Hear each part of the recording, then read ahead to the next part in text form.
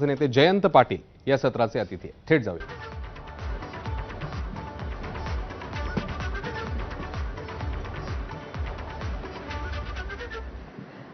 आजचं आमचं जे हे माझा महाराष्ट्र माझा विजन हा कार्यक्रम मुळातच फडणवीस सरकारच्या वर्षपूर्तीच्या निमित्ताने आहे.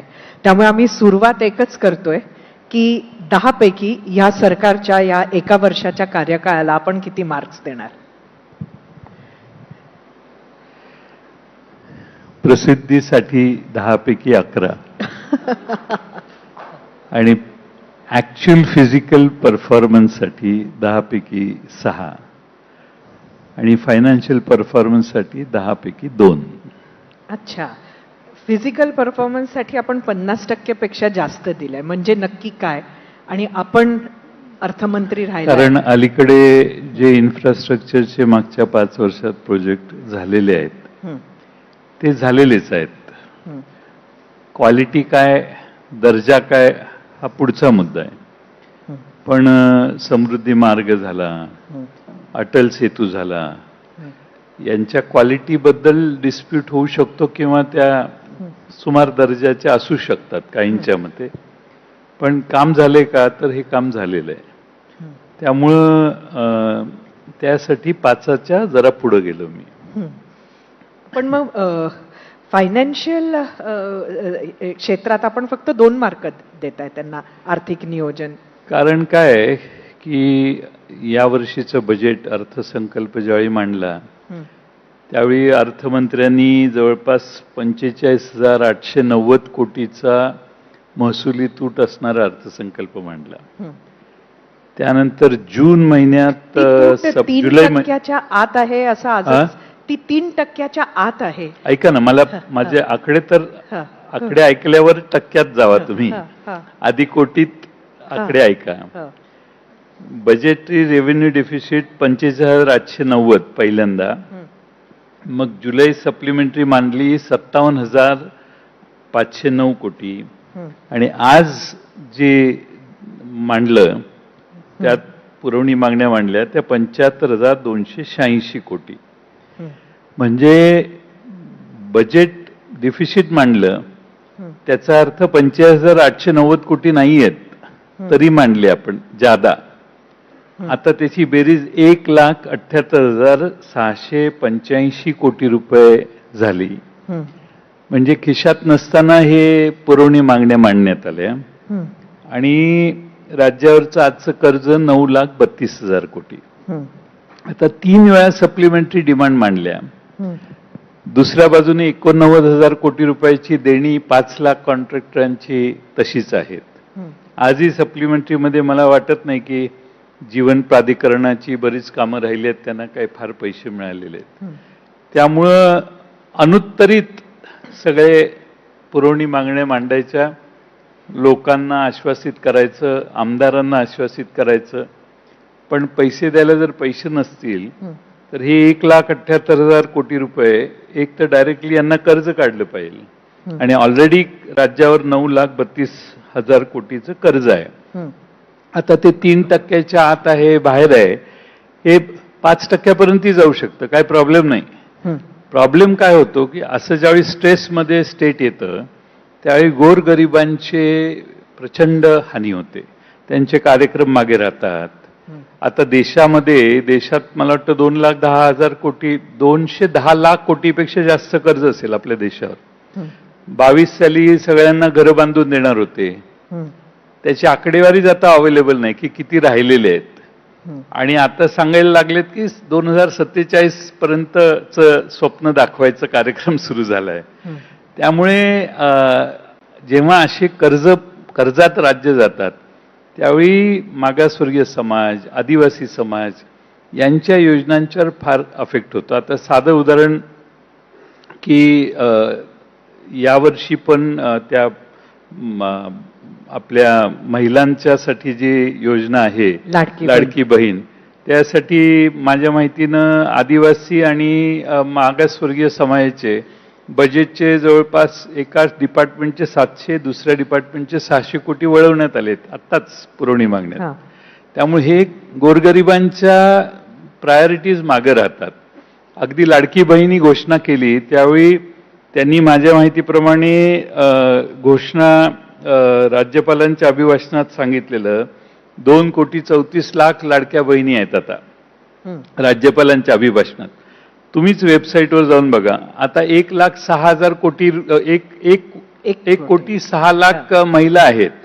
म्हणजे 1,28,00,000 महिला गेले कुठं याचं कोणी प्रश्नही विचारत नाही आणि कोणी उत्तरही देत नाही. त्यामुळे म्हणून मी फायनान्शियल परफॉर्मन्स डिटोरिएट होतोय याच्यासाठी 2 मार्कावर आलो. आता आपण 1 नंबरला कशात आहे? बेरोजगारीत 1 नंबरला पोहोचलो. 71-72 लाख लोकांनी रजिस्ट्रेशन केलंय की जे बेरोजगार आहेत. भारतात 1 नंबर आपण काढला. भ्रष्टाचारात तर आपला हात कोणीच धरू शकत नाही. त्यामुळे तो तर आपण त्याला कुठल्याही देशातल्या कुठल्याही राज्यातल्या पॉलिटिकल पार्टीजना आपण ऐकत नाही त्यासाठी. आणि बरीच लोक राहिलेत. आता 2100 रुपये लाडक्या बहिणींना करायचे आहेत. कर्जमाफी करायची आहे. हे कसं टॅकल करणार? कर्जमाफी तर करायचीच आहे कारण आजही मुख्यमंत्री महोदय म्हटले आम्ही कर्जमाफी करणार. आता तो शेतकरी जिवंत आहे तोपर्यंत कर्जमाफी झाली पाहिजे. आज प्रचंड मोठ्या प्रमाणात आत्महत्येचं प्रमाण आहे. दुसऱ्या बाजूला आपल्या राज्यामध्ये मधल्या अतिवृष्टी आणि बाकीच्या संकटाने शेतकरी प्रचंड संकटात आले. आता ते संकटात आले ते मागतायत कर्जमाफी द्या. मुख्यमंत्री म्हणतात देणार आहे. मग आता मुहूर्त कोण काढणार?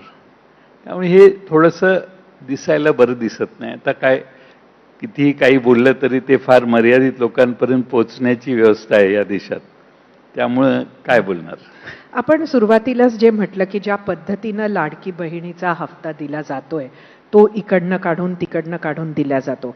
पण जेव्हा योजना घोषित झाली त्यावेळेला महायुतीनं त्याची घोषणा यामुळे केली की त्यावेळेचं ते पॉलिटिकल कंपल्शन त्यांचं होतं, जिंकायचं होतं आणि लोकसभेचे निकाल ज्या पद्धतीनं आले होते ते लक्षात घेता काहीतरी ड्रास्टिक केल्याशिवाय विधानसभेचे निकाल बदलले नसते हे त्यांनी ओळखलं होतं. तुम्ही त्यांचं समर्थन करताय? नाही, मी आपल्याला तेच विचारते की त्यावेळेला आपणही जोरकसपणे विरोधी पक्ष म्हणून कोणीही याला विरोध केला नाही लाडकी बहीण. नाही, फार लोकांनी केला.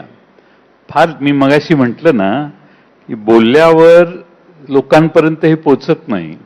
ते विरोध करणारे बरेच लोक या देशातल्या कुठल्याही अर्थतज्ञांना विचारलं तर कन्झम्पशनवर देशाला खर्च वाढवायला लागलो आपण तर इन्फ्रास्ट्रक्चरवर पैसे कमी मिळतात. आणि कन्झम्पशनवर हा देश आता बिहारमध्ये 10,000 रुपये घरी दिले. परत ते पलीकडं मध्य प्रदेशमध्ये काय झालं. त्यामुळं आता तुम्ही देतायत सगळ्यांना देतायच, द्यायलाच लागला, अनाऊन्सच केलं. हे बरोबर निवडणुकीच्या आधी घोषणा होतात.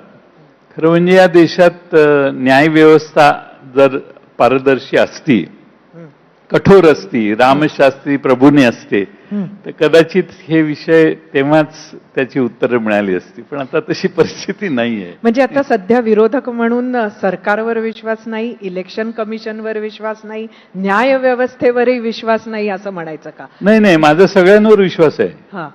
सरकारवरही आहे, न्यायालयावरही आहे आणि कोणावर म्हटलं तुम्ही अजून? इलेक्शन कमिशनवर आहे. मी अविश्वास नाही, मी तुम्हाला फॅक्ट सांगतोय. सध्याची परिस्थिती आणि आकडे हे तुम्हाला सांगतोय. माझा सर्वांवर विश्वास आहे, अगदी तुमच्यावर विश्वास आहे. काही प्रॉब्लेम नाही मला. खरं तर राष्ट्रवादी काँग्रेस पक्ष हा वेगवेगळ्या जिल्ह्यांमध्ये रुजवण्यात आपला जो रोल राहिलेला आहे सुरुवातीपासून तो मोठा राहिलाय. गावागावात जाऊन आपण पक्ष वाढवलाय. पण सध्या अचानक आपण असे दिसेनासे झाले असं का वाटतंय? काय की दिसेनासं म्हणजे आमच्या पक्षाचे नवीन अध्यक्ष निवडण्यात आलेत, शशिकांत शिंदे साहेब. ते पक्षाचे प्रमुख आहेत आणि ते महाराष्ट्रभर काम करतायत. त्यामुळं त्यांना सहकार्य करणं हे आम्ही सगळेजण करतोय. त्यामुळं दिसेनासे झालोय असं नाहीये. आपापल्या परीने सगळे काम करतायत. पण आपण आधी ज्या ताकदीनं समोर यायचे, म्हणजे जे आपण अध्यक्ष नसतानाचही आम्ही तुमचा कार्यकाळ बराच बघितलेला आहे, पण आता समहाऊ तुम्ही कुठंतरी बॅकसीट घेतली आहे. मी बॅकफूट म्हणत नाहीये, पण तुम्ही बॅकसीट का घेतली याचं उत्तर खरं तर सगळे, म्हणजे मी काही पहिली नसेन तुम्हाला हा प्रश्न विचारणार आहे. नाही, कसं आहे की कधी सतत सारखं बोललं पाहिजे असं नाही. टाइम भरपूर आहे ना, अजून 4 वर्ष आहेत. रोजच बोललं पाहिजे असं नाही आहे की प्रत्येक वेळा बोललंच पाहिजे आपण. दुसऱ्यांनी बोललं की दुसऱ्यांनाही संधी मिळते. त्यामुळे तरुण नेतृत्व पुढे येतं. तरुणांना संधी द्यावी असं आमच्या पक्षाचं धोरण आहे. त्यामुळं नवे नवे चेहरे तरुण पुढे आणण्याचे. नेतृत्वामुळेच बोलणं कमी केलंय असं म्हणायला पाहिजे का? काही विशिष्ट तरुण तुमच्या मनात तरुणांना आहेत का? संधी जेवढी मिळेल तेवढ्या पक्षात तरुणांची संख्या वाढेल.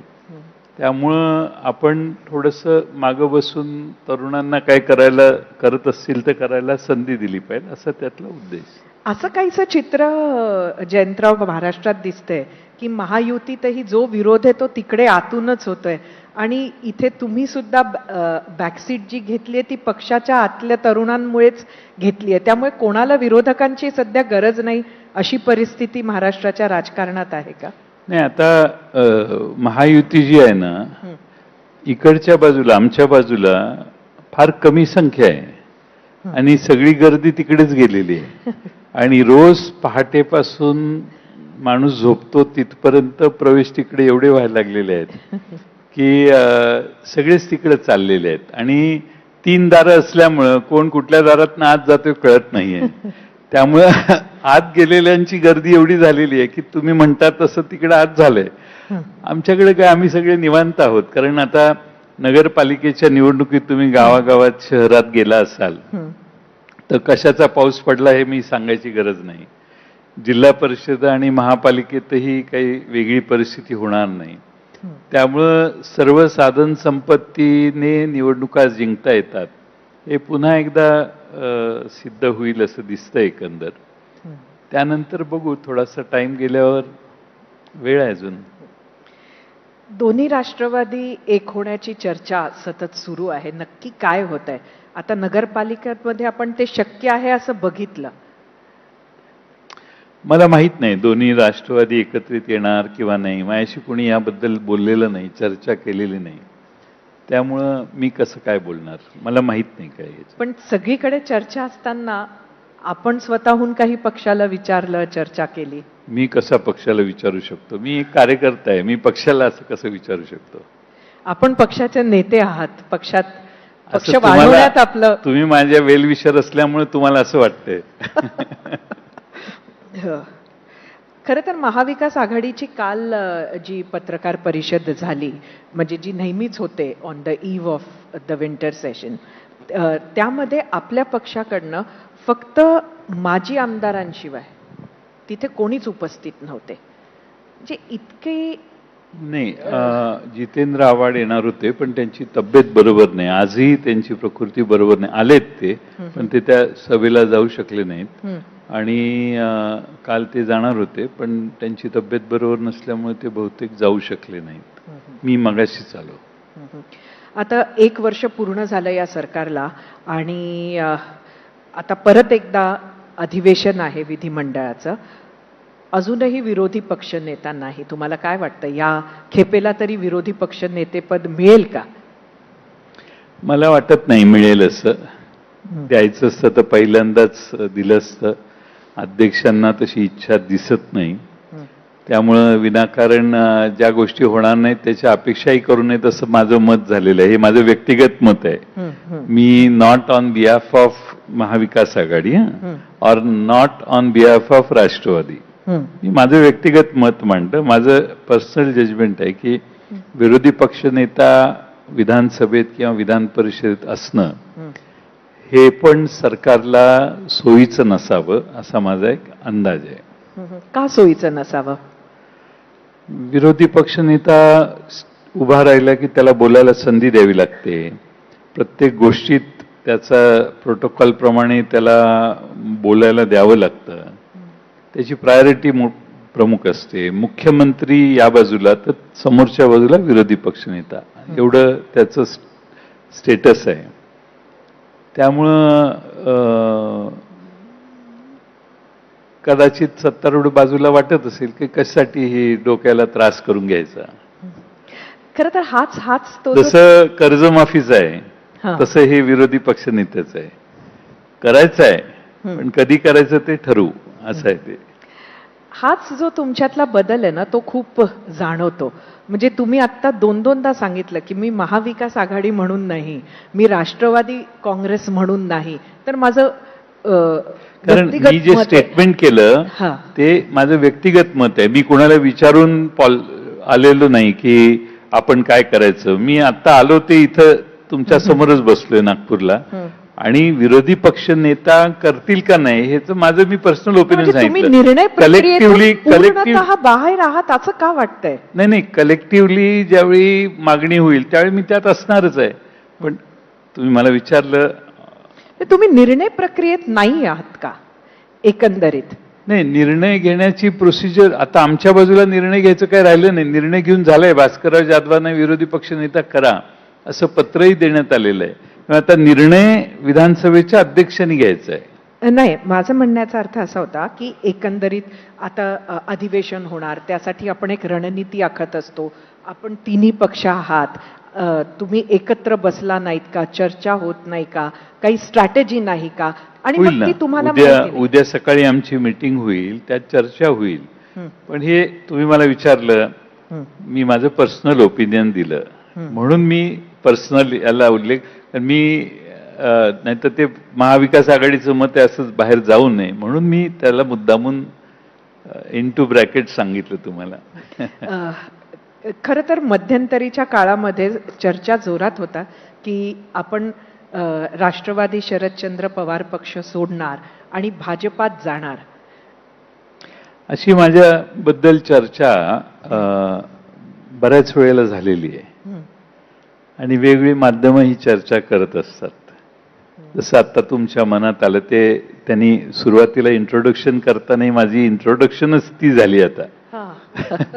म्हणजे तरी काही होत नाही म्हटल्यावर मला वाटतं महाराष्ट्रातल्या जनतेला त्याच्यावरचा विश्वास आतापर्यंत कमी झाला असेल. जे काही तथ्य नाही त्या चर्चांमध्ये.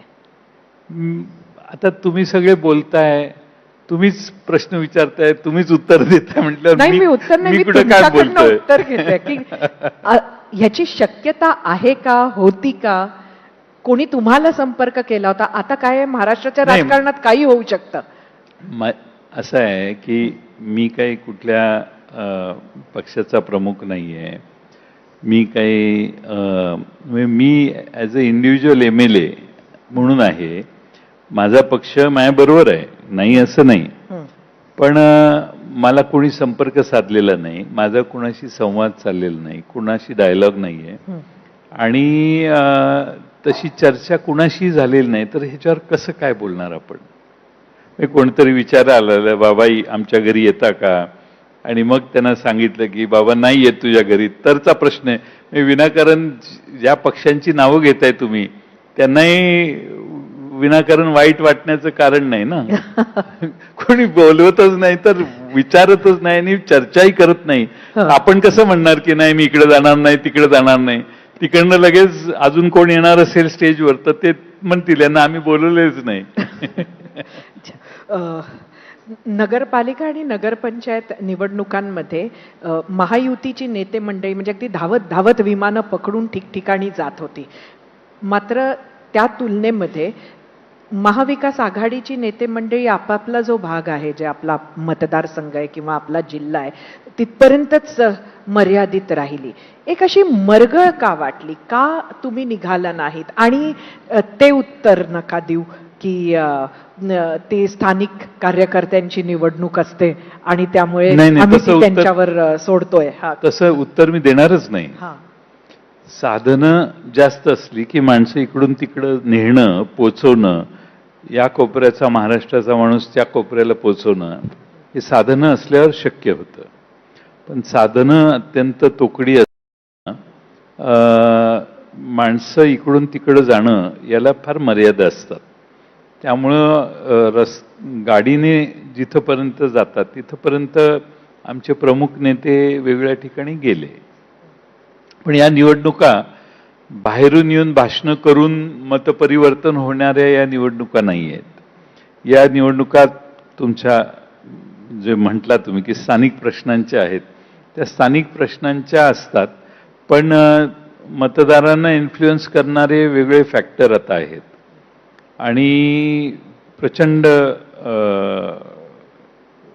आता मी ते बोलणं परत वादग्रस्त होईल, पण तुमच्या आणि माझ्या इमॅजिनेशनच्या बाहेर या निवडणुका गेलेल्या आहेत आता.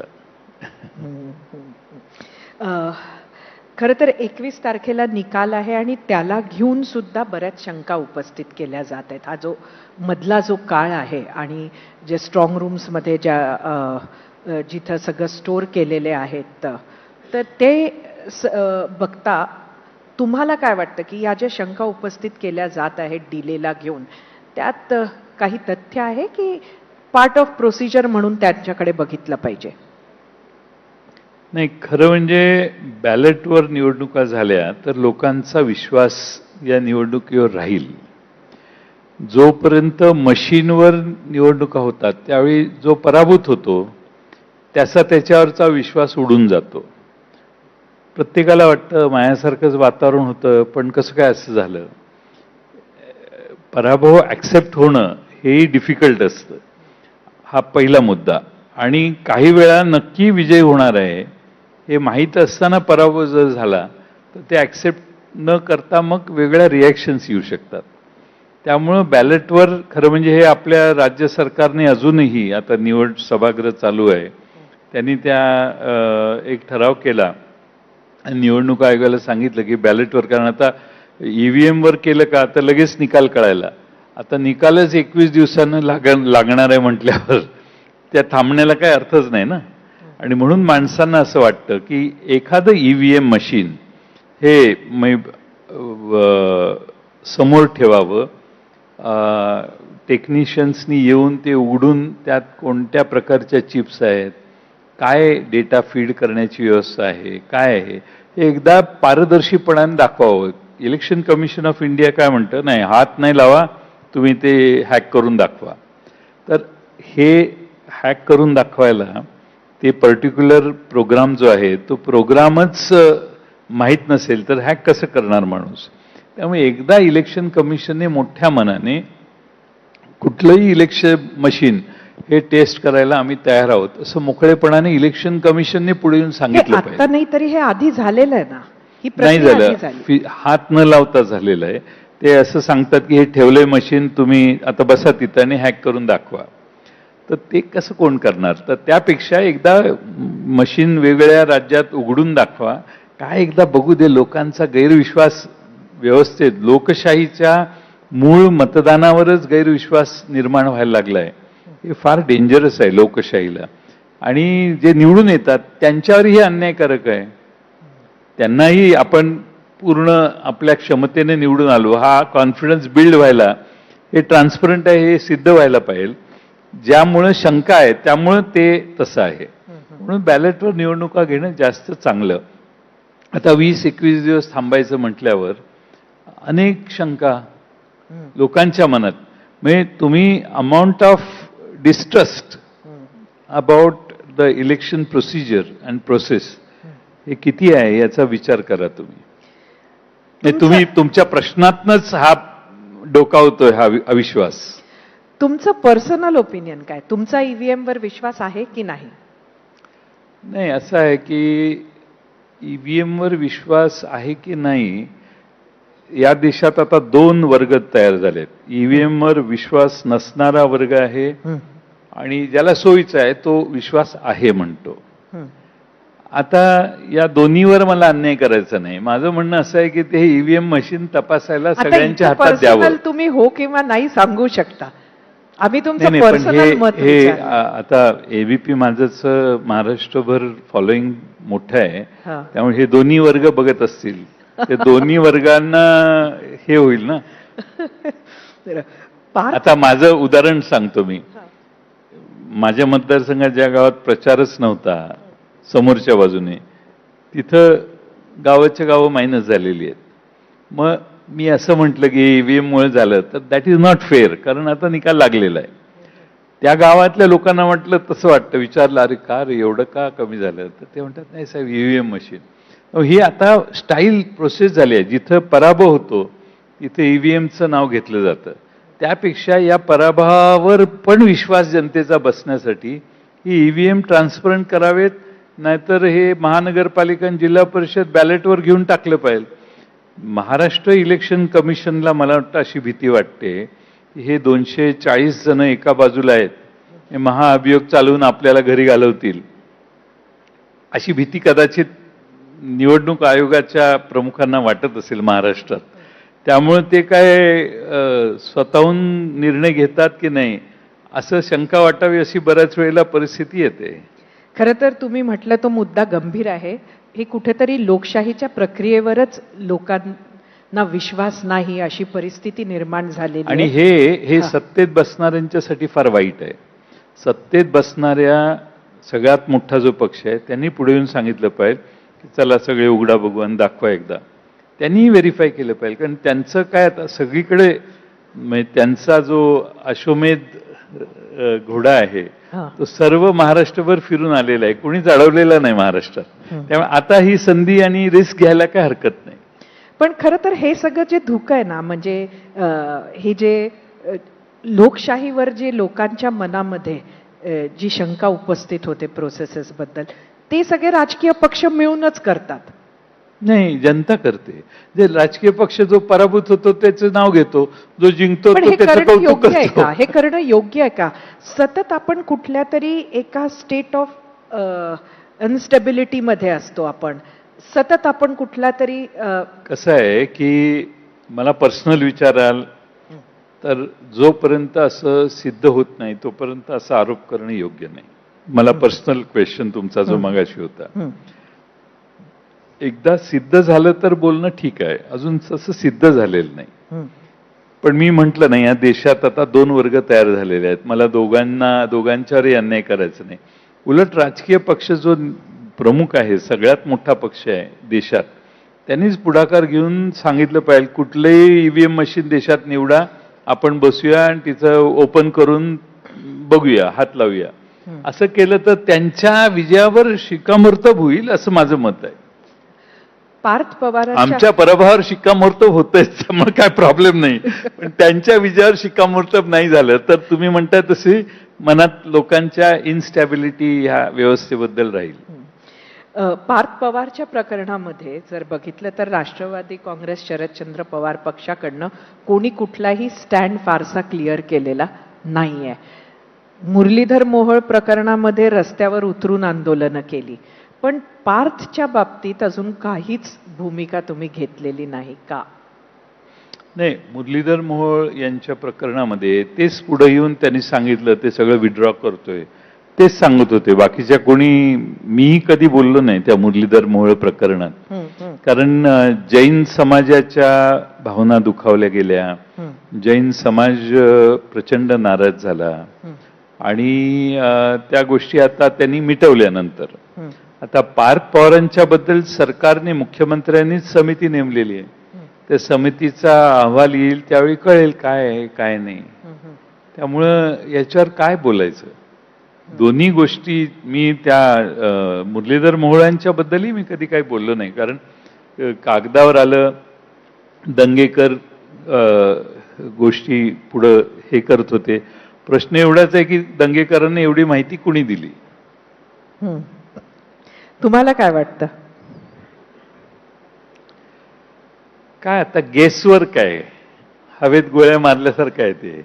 राजकारणात जे दंगेकर ज्या पक्षात आहेत तिकडून ही माहिती त्यांना दिली आहे अशी माझी माहिती नाहीये. अशी तुमची माहिती नाही. नाही. अच्छा, म्हणजे अजून कुठनं तरी आली आहे.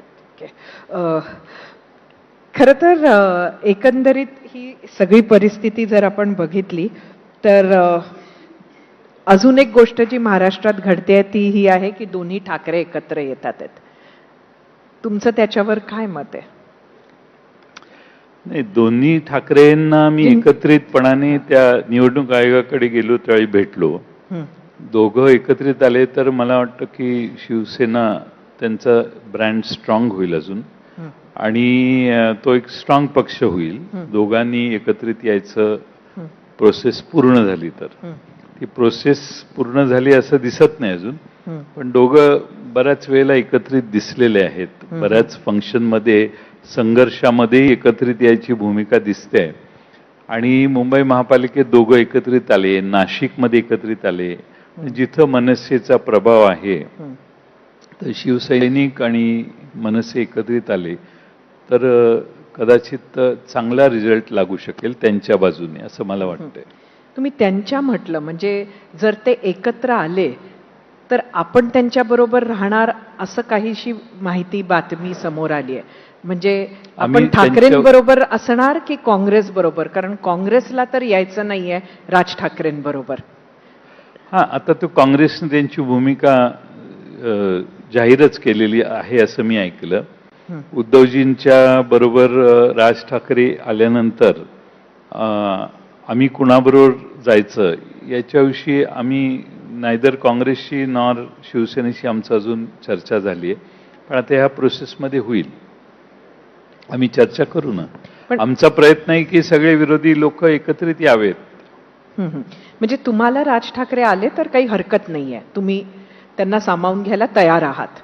म्हणजे काँग्रेस, राष्ट्रवादी, मला असं वाटतं की शिवसेनेची ताकद वाढेल त्यामुळे. आणि राज ठाकरेंना ऐकायलाही मोठ्या संख्येनं लोक एकत्रित येतात, हे मान्यच केलं पाहिजे आपण. त्यामुळं हरकत नसायला पाहिजे असं मला वाटतं. पण हे परत माझं व्यक्तिगत मत आहे. पक्षाचं धोरण अजून ठरलंय की नाही मला माहित नाही. परत एकदा तेच.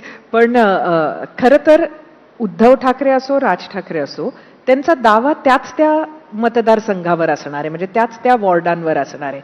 असं नाहीये की राज ठाकरेंचं प्राबल्य कुठंतरी वेगळ्या भागात आहे आणि उद्धव ठाकरेंचं कुठंतरी वेगळं आहे. त्यामुळे उलट त्यांची आपापसातच चढाओढ होणार आहे जागा वाटपात. खरंच तुम्ही म्हणता तशी ताकद वाढणार आहे का? असं नाही होणार. ते दोघं व्यवस्थितपणाने कुठं कुणी लढायचं हे ठरवतील असा मला विश्वास आहे. कदाचित आतापर्यंत ठरवलंही असेल त्यांनी. त्यामुळं असं होण्याची शक्यता फार कमी आहे असं मला वाटतंय. आतापर्यंत त्यांनी ठरवलं असेल असंही आपण म्हणतात, पण तरीही अजून तरी दोघांनी ती प्रोसेस कंप्लीट केली नाही हे सुद्धा आपण म्हणताय. तर कुठं अडचण आहे, काय प्रॉब्लेम आहे? माहित नाही मला, त्याची काही कल्पना नाही. मी अलीकडे काही चौकशी केलेली नाही.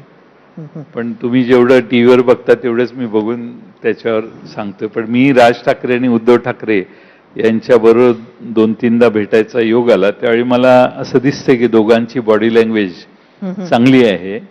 आदित्य ठाकरेंचाही मेजर रोल त्याच्यात दिसतोय. त्यामुळं मला दिसतंय की ते एकत्रित येऊ शकतात. पण काँग्रेसनं मुंबईत स्वबळाची भाषा केली, म्हणजे तुमचा फारसा स्टेक नाही मुंबईत असं जर आपण म्हटलं तर? नाही, आम्ही साधारणपणे दरवेळी 50-60 जागा लढवलेल्या आहेत यापूर्वी. काँग्रेसशी आमचा अलायन्स होता. यावेळी मात्र अजून काँग्रेसशी आमच्या राखी जाधव तिथल्या शहराच्या प्रमुख आहेत, त्यांची काय चर्चा झाली मला माहीत नाही. त्यामुळं काँग्रेस, शिवसेना आणि आम्ही एकत्रित यावं याला आमची प्रायोरिटी पहिली असेल. खरं तर ऑडियन्समधनंही काही प्रश्न आहेत. अरे वा. सर, अगदी सुरुवातीचं उत्तर देत असताना सर इकडे तुम्ही सरकारला रेटिंग दिलं. प्रसिद्धीसाठी 11, कामासाठी 6 आणि अर्थ खात्याला म्हणजे दादांच्या अर्थ खात्याला तुम्ही 2 दिलं. नाही, दादांच्या अर्थ खात्याला नाही, सरकारचं रेटिंग काढले मी. सरकारच्या अर्थाला दादांच्या अर्थ खात्यावर नाही. ते अर्थमंत्र्याला शेवटी सरकारचे मुख्यमंत्री जे ठरवतात तेच शेवटी करावं लागतं. त्यामुळं हे राज्याच्या सरकारचं रेटिंग आहे. तेवढे पुरतं अर्थ खात्याला टार्गेट करू नका. मी एका खात्याबद्दल नाही बोललेलो, सरकारचं रेटिंग काढलंय आपण. माझा प्रश्न थोडा पुढे. तुम्ही सरकारचं रेटिंग तर दिलं, पण मागच्या वर्षभरामध्ये आम्हाला सर्वसामान्यांचे प्रश्न घेऊन रस्त्यावर ताकदीनं न उतरल्या विरोधकांना त्यांचं काय रेटिंग कराल तुम्ही? नाही, ताकदीनं म्हणजे काय? म्हणजे ताकदीनं म्हणजे आम्हाला तीनही पक्ष खूप कमी वेळा एकत्र दिसले. महाविकास आघाडी सत्तेत जशी एकत्र दिसली होती 2019 ते 22 पर्यंत सरकार पडेपर्यंत. काय असतं, आता निवडणूक आयोगाच्या संदर्भात आम्ही सर्व एकत्रित, महाविकास आघाडी एकत्रित आली, किती मोठ्या प्रमाणात माणसं एकत्रित आली हे तुम्ही दिवसभर चाललं चॅनल्सवर. पाहिलं ते. तसं शहरामध्ये आणि तालुक्यामध्ये जिथं मोर्चे काढायचे ते 3-3 पक्ष एकत्रित अनेक ठिकाणी आलेत. जवळजवळ 100-150 तालुक्यात एकत्रित येऊन त्यांनी मोर्चे काढलेले आहेत. पण ती लहान संख्या आहे, म्हणजे कधी 500 गोळा झाले, कधी 200 गोळा झाले, कधी 1000 गोळा झाले.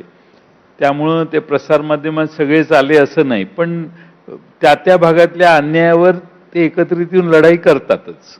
पण असं पण जनहिताचा आता मोठा मुद्दा मेजर मोठी लोक जी आहेत, ती मोठी लोक बरीच पलीकडे गेल्यामुळं ही सामान्य कार्यकर्ते आहेत की जे तालुक्याला एकत्रित येऊन विरोध करतात.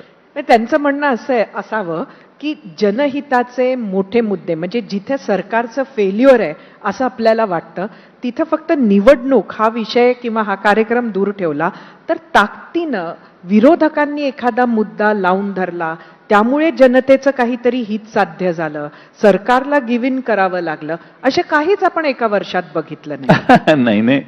अहो, कर्जमाफी हा मुद्दा किती लावून धरला. उद्या सकाळी पण पायऱ्यांवर तोच कदाचित मुद्दा असेल. इतक्या वेळेला कर्जमाफी लावून धरली तरीही कर्जमाफीचा निर्णय झाला नाही. आम्ही एखादा मुद्दा, आता सोयाबीनचा दर अजूनही 3400 रुपयेच आहे मला वाटतं, कुठे वाढला? आम्ही लावून धरले. प्रत्येक अधिवेशनात हे विषय लावून धरले. कपाशीचा दर, काय परिस्थिती आहे, पूरहानी झाली किंवा अतिवृष्टी झाली त्याविषयी आम्ही मोर्चे काढलेत महाराष्ट्रभर, वेगवेगळ्या ठिकाणी मागणी केलेली आहे, निवेदनं दिलेली आहेत. केलं नाही असं नाही, पण शेवटी पुन्हा तोच विषय आहे की अनेक ठिकाणी मोर्चे निघालेले आहेत. संघटितपणाने एकत्रित मोर्चा निघाला तर तुमच्या डोळ्यात तो येतो. वेगवेगळ्या तालुक्यात आले, तुमच्या म्हणजे प्रसार माध्यमांच्या तालुक्यात काढले तर त्याला फार प्रसिद्धी मिळत नाही, पण जिल्ह्याला काढले तर त्याला प्रसिद्धी मिळते. मी चॅनल अन्याय करत असं मी म्हणत नाही. जिल्ह्यात जे निघतात त्यावेळी सगळे चॅनल प्रसिद्धी देतात, नाही असं नाही. पण प्रसिद्धी कशी असते, लाईव्ह असतं, एखाद्या वेळी रिपीट होतं, परत संध्याकाळी प्राईम टाईमला गायब होतं. असे वेगळे अनुभव आहेत. तुमच्याबद्दल मी अजिबात बोलत नाही, पण जनरल सांगतोय. राज्याचे मुख्यमंत्री काल राज्याच्या आर्थिक स्थितीबद्दल टिप्पणी करताना असं म्हणाले की राज्याची आर्थिक परिस्थिती अडचणीची आहे पण ती दिवाळखोरीची नाही. तर केवळ लाडक्या बहिणीच्या योजनेमुळे ही आत्ताची परिस्थिती आली असं आपल्याला वाटतं का, की त्याला अन्य पण काही कारण आहे? आणि या परिस्थितीत एक सांगतो, Ladki Bahin is a very good योजना, खोटं बोलणार नाही. पण कुणासाठी? गरीबातल्या गरीब महिलेसाठी. त्या महिलेला 1500 रुपये मिळाले ना तरी तिचं सगळं फार प्रश्न तिचे बिचारीचे सुटतात. त्यामुळं माझा त्या योजनेला विरोध नाही आहे, कळलं का? नंबर 1 ती गरीब, पण ही सरसकट दिलं. मी जे सांगितलं 2,35,00,000 महिला आता एकदम 1,06,00,000 आल्या. त्यांना क्रायटेरिया लावून हळूहळू सगळ्यांना बाहेर काढलं. तर त्या बाहेर गेलेल्या कोण आणि किती, प्रत्येक तालुक्यात आणि जिल्ह्यात ती नावं एकदा प्रकाशित केली. आता मला माहिती असणारे एक 4-5 महिला आहेत की ज्या बिलो पॉवर्टी लाईन किंवा पॉवर्टी लाईनच्या जवळपास राहतात, पण त्यांचंही बंद झालं. असा अन्यायही झालेला आहे. तर म्हणून पारदर्शीपणा पाहिजे त्या व्यवस्थेत. पण लाडकी बहीण ही गरीब महिलांना ज्यावेळी मिळतं त्यावेळी ती त्यांना आधार देणारी आहे. हे मात्र शेवटी गरिबाला काय, तुम्ही रस्ता करा, हायवे करा, पूल करा, रेल्वे करा, विमान करा, काय करा, त्या मुलीचं किंवा महिलेचं घर चालायला तिला 1500 रुपये मिळाले तर तिकडे तुम्ही काय का करणार, पण मला 1500 रुपये मिळाले हा आनंद आहे. या नाजूक परिस्थितीत, राज्याच्या तिजोरीच्या नाजूक परिस्थितीमध्ये सरकार जे आश्वासन देत आहे शेतकरी कर्जमाफीचं, ते प्रत्यक्षात उतरताना पाहायला मिळेल का? कारण आपल्याला खूप दीर्घ अनुभव आहे अर्थमंत्रीपद सांभाळण्याचा. शक्य आहे कर्जमाफी? एक सांगू का, 99 साली मी अर्थमंत्री झालो त्यावेळी असंच 27% म्हणजे हे जे तुम्ही तिप्पट वगैरे म्हटला ना, ते ग्रॉस डोमेस्टिक प्रॉडक्टच्या किती टक्के कर्ज काढायचं ह्याच्या लिमिट सगळ्या क्रॉस केलेल्या. त्यावेळी प्रचंड ताण सरकारवर आल्यावर पहिला भरडला जातो तो खालचा माणूस, जो अर्थव्यवस्थेच्या तळाशी आहे. तसं हे होणार भविष्यात आणि चालू आहे आता ते. तर त्यामुळे अर्थव्यवस्था अडचणीत आली आहे का, याचं उत्तर मुख्यमंत्र्यांनी दिलेलं आहे. यस, आलेली आहे. आता कर्जमाफी देणार का, हा तुमचा दुसरा प्रश्न आहे. तर मुख्यमंत्री म्हणतायत अडचणीत आलेली आहे. आता माझं दुसरं एक ओपिनियन आहे की ही चटक लागली राज्यकर्त्यांना की इलेक्शनच्या आधी घोषणा करायची आणि पैसे वाटायचे.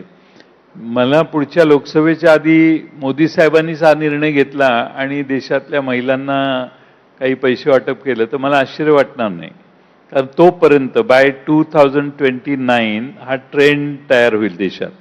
आणि आणखीन 2-3 राज्यांच्या निवडणुका आहेत, तिथं सत्तारूढ पक्ष, मग इकडचा का तिकडचा हे, पण ह्या अनफॉर्च्युनेटली ट्रेंड पडला की बिहारपासून की उद्या तामिळनाडूच्या निवडणुका आल्या, तिथले राज्यकर्ते म्हणणार त्याला पैसे देऊन टाका.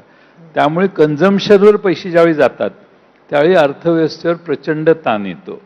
आणि तो ताण आला की ह्या आता मी तुम्हाला मगाशी सांगितलं ना की किती 1,78,000 कोटी रुपये खिशात नसताना सरकारने आजही पुरवणी मागण्या 75,286 कोटीच्या मांडल्या. याचा अर्थ काय माहितीये का की 75,000, 57,000 आणि 45,000 या म्हणजे 45,000चं रेव्हेन्यू डिफिजिट, 57,000ची सप्लिमेंटरी जुलैला आणि आत्ता 75,000. आणि मार्चला पुन्हा ज्यावेळी अधिवेशन होईल यांनी अजून एक 25,000 कोटीची सप्लिमेंटरी मांडली तरी आपण 2 लाख कोटी रुपयाच्या डिफिसिटमध्ये जाऊ. मग नवीन अर्थसंकल्प ज्यावेळी अर्थमंत्री मांडणार त्यावेळी तो 30,000 कोटी डिफिसिटचा मांडतील. उदाहरण सांगितलं मी. म्हणजे काय, तर 1,78,000 कोटी रुपयातले फक्त 30,000 कोटीच ऍड्रेस झाले. वरचे 1,70,000 कोटी, 1,50,000 कोटी रुपये अनआन्सर्ड आहेत, तसेच पुढे गेले. निवड खर्च पुढे ढकल नाही, ही प्रक्रियेत सरकार त्या विषय सायकलमध्ये आता अडकलेलं आहे. त्यामुळे घोषणा प्रचंड होतील, प्रकल्पही मोठे मोठे अनाऊन्स होतील, पण ते पूर्ण होण्याची ॲबिलिटी आपली कमी कमी कमी होत जाईल. आणि ज्यावेळी हे सरकार पुन्हा निवडणुकीला सामोरं जाईल त्यावेळी या अर्धवट कामांचा प्रचंड डोंगर उभा राहील. दुसऱ्या बाजूने पेमेंट नसणाऱ्या कॉन्ट्रॅक्टरांची संख्या प्रचंड वाढेल. तिसऱ्या बाजूने अनसॅटिस्फाईड वोटर समाजात प्रचंड वाढेल. आणि मग त्यावेळी पुन्हा काहीतरी कर्जमाफीसारखी योजना येईल. त्यावेळी पुन्हा एक सेन्स ऑफ एक गुड काय म्हणतात त्याला आनंदाचं वातावरण तयार होईल. त्यात निवडणुका काढून घेतील, 29ला पुन्हा सत्तेवर येतील. पुन्हा 5 वर्षात काय होईल ते पुढे बघायचं. मी तुम्हाला पुढचं काय होणार आहे सांगतोय.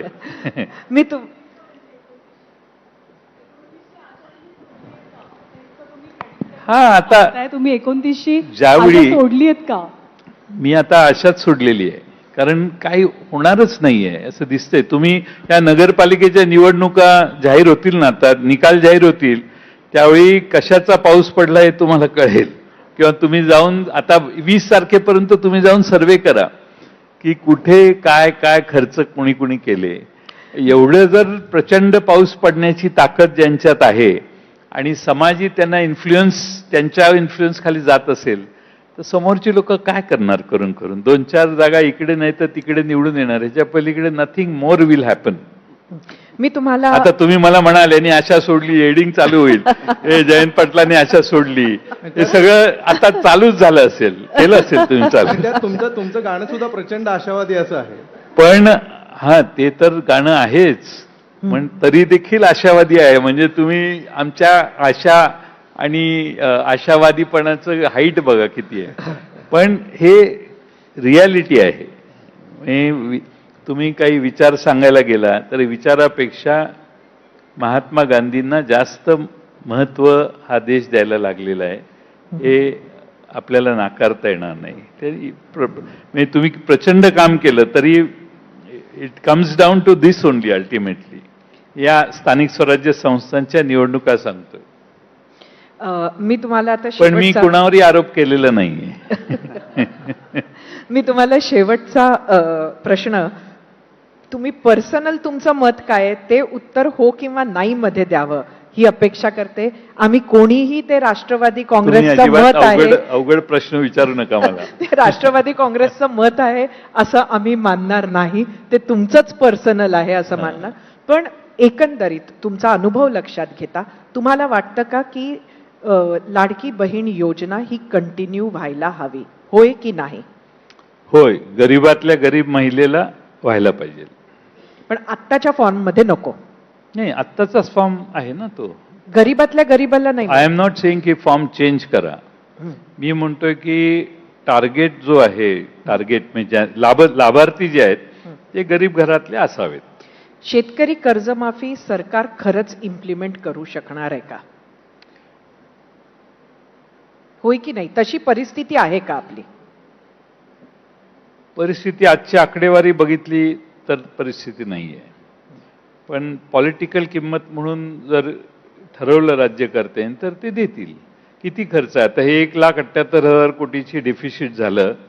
एक 40-35,000 कोटी रुपये खर्च झाले की हे 2 लाख कोटीवर पोचेल. पण अनाऊन्स केलं तर लोकांना थोडंसं मदत होईल. त्यामुळं त्यांची इच्छा असेल तर ते करू शकतील. बोजा थोडा वाढेल. 1,78,000 कोटी मायनस आहेच, आपण 2 लाख कोटी मायनस होईल. त्यात विशेष काय आहे? आता एवढ्याची जर काही वाटत नसेल तर त्या 30,000 कोटीबद्दल तर कशाला चिंता करायची? दोन्ही राष्ट्रवादींनी एक व्हायला हवं का, होय की नाही? मी याच्यावर काही बोलू शकत नाही, कारण नाही, मी तुमचं पर्सनल मत, तुम्ही मत मांडालच ना, तुमचंही काहीतरी पर्सनल मत नाही. मी नाही बोलणार याच्यावर, कारण याचे परत दुसरी हेडलाईन चालू होईल. बरं, शेवटचा प्रश्न. नाही, या बाबतीत प्रचंड आशावादी नाही का? या बाबतीत त्या गाण्याप्रमाणे प्रचंड आशावादी नाही का म्हटलं? याचं उत्तर मॅडमने विचारलेल्या प्रश्नाचं उत्तर. या प्रश्नाचं उत्तरच माझ्याकडे नाहीये आणि मी या प्रश्नाचं उत्तर हुडकण्याचा प्रयत्नही केलेला नाहीये. त्यामुळे आमच्या पक्षाची श्रेष्ठी आणि दुसऱ्या पक्षाची श्रेष्ठी यांच्यात काही संवाद झाला असेल तर मला माहीत नाही. त्यामुळं मी नाही म्हणणं अवघड, होई म्हणणं अवघड. मी अनभिज्ञ आहे. सध्या मी नगरपालिकेच्या निवडणुकीतून आत्ता बाहेर आलोय.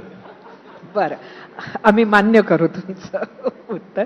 असं आहे की जर मुंबईमध्ये ठाकरे आणि काँग्रेस हे वेगवेगळे लढले आणि एकाबरोबर जाण्याची वेळ आली तुमच्या पक्षावर, तर कोणाबरोबर जावं? काँग्रेस बरोबर की ठाकरेंबरोबर? अशी वेळ येऊ नये अशी माझी इच्छा आहे. आलीच तर नाही, ते परत पक्षाचा धोरणात्मक निर्णय आहे. त्यामुळे तुमचं धोरणात्मक personal निर्णय घोषित करायचा अधिकार मला नाही आहे. आणि मी पर्सनल मत, पक्षाच्या धोरणाविषयी मी पर्सनल मत असं जाहीर फोरमवर व्यक्त करणं, हे पक्ष मला नोटीस काढेल आणि कारण दाखवा नोटीस येईल, मला विचारतील तू का असं बोललास. धन्यवाद. मी लहान माणूस आहे, मला गरीबाला काय अडचण येतात तुम्ही मला काय जयंतराव, कळत तुम्ही म्हणजे हे जे बदललेल्या जयंत पवार पाटीलांचा जो आज ही जी मुलाखत मी घेतली ती खरंच माझ्यासाठी सुद्धा खूप आगळी वेगळी होती. आणि मला वाटतं की मी ताई फॅक्ट सांगतोय, ग्रासरूटला काय आहे हे सांगतोय.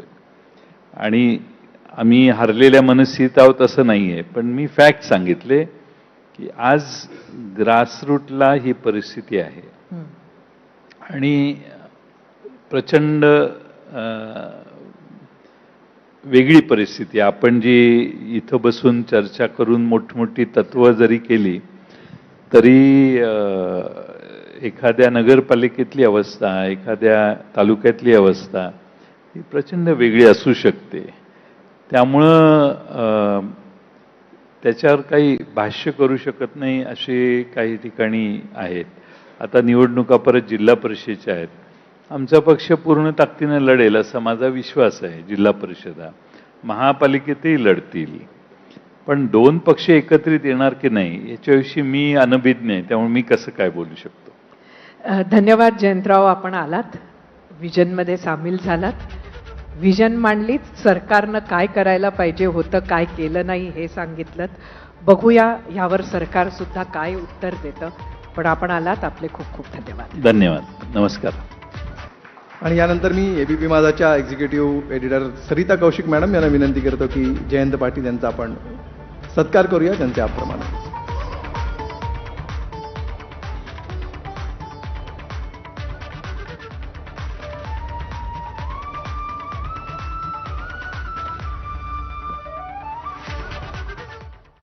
माझा महाराष्ट्र माझं विजन प्रेझेंटेड बाय